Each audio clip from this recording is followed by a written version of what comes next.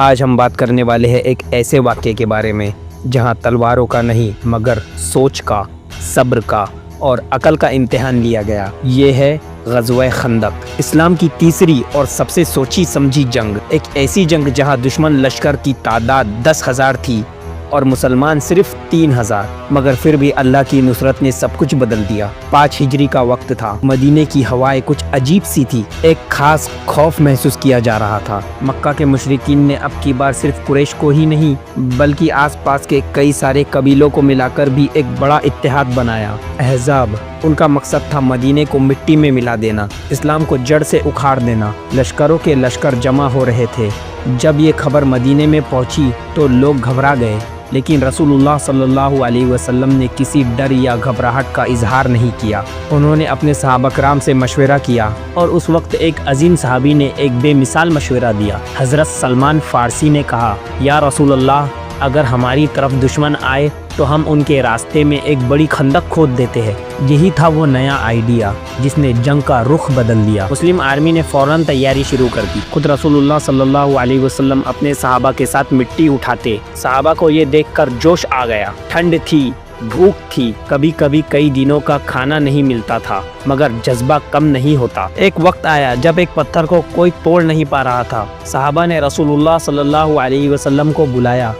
آپ صلی اللہ علیہ وسلم نے کلہاڑی اٹھائی اور پتھر پر مارا۔ پہلی بار بجلی سی چمکی اور رسول اللہ صلی اللہ علیہ وسلم نے کہا، میں فارس کا قلعہ فتح ہوتے ہوئے دیکھ رہا ہوں۔ دوسری بار مارا، میں روم کا قلعہ فتح ہوتے ہوئے دیکھ رہا ہوں۔ صحابہ حیران تھے، جنگ تو ابھی شروع بھی نہیں ہوئی، مگر رسول اللہ صلی اللہ علیہ وسلم کو یہ یقین تھا کہ اسلام کی فتح لکھی جا چکی ہے۔ جب احزاب کے 10,000 فوجیوں نے مدینے کا گھیرا کیا تو ان کے لیے ایک بڑی رکاوٹ تھی، خندق۔ ان کی امید تھی کہ مسلمان بھاگ جائیں گے، مگر جب انہوں نے وہ گہری خندق دیکھی تو وہ لوگ سونے ہو گئے۔ وہ کچھ سمجھ نہیں پائے کہ اب کیا کرے۔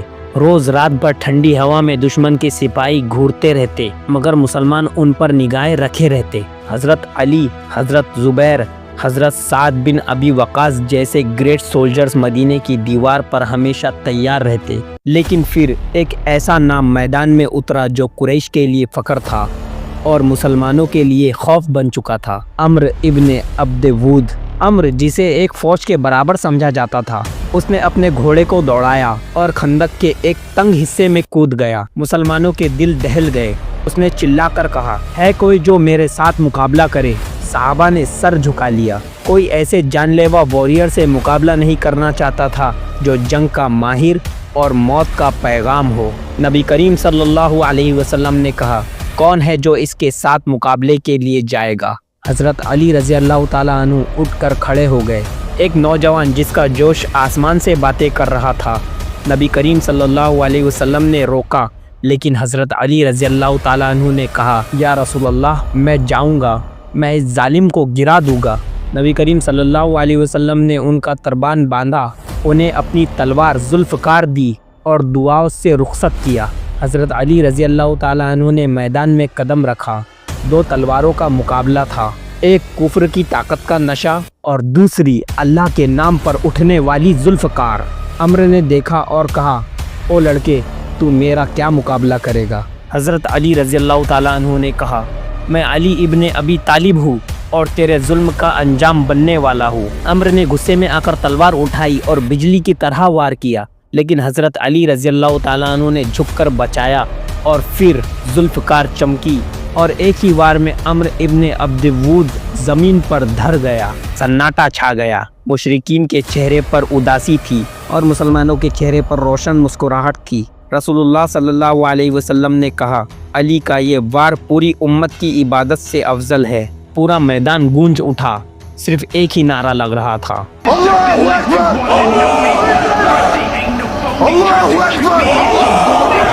جنگ کے بیچ ایک اور نیا فتنہ کھڑا ہو گیا۔ مدینے کے اندر رہنے والا ایک یہودی قبیلہ بنو قریظہ نے دشمن کے ساتھ ہاتھ ملا لیا۔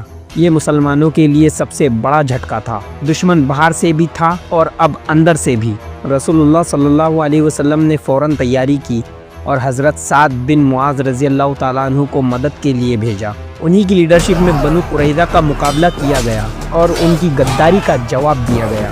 جنگ خندق کے وقت تک بھی حضرت خالد بن ولید نے اسلام قبول نہیں کیا تھا۔ اس وقت وہ قریش کی طرف سے لڑ رہے تھے۔ وہ ایک بہادر اور اسٹریٹجی ایکسپرٹ جنرل کے طور پر لڑ رہے تھے۔